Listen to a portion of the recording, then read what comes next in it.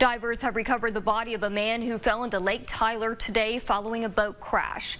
That man has been identified as 38-year-old Jacob Ray of Troop. This was the scene this morning as multiple agencies were searching the water. Tyler police tell us around 6 this morning, a boat was rounding the corner of a canal and hit a flat-bottom boat that was carrying 3 people. One woman was found unresponsive with serious injuries. First responders did perform CPR. They say another woman had non-life-threatening injuries and both were rushed to the hospital. Now, the third person in that boat was a man, but he wasn't there after the crash. Texas game wardens led the investigation and dive teams searched for several hours today. The man's body was recovered by divers around noon. Police say the man driving the fishing boat stayed on scene and cooperated with them. The Texas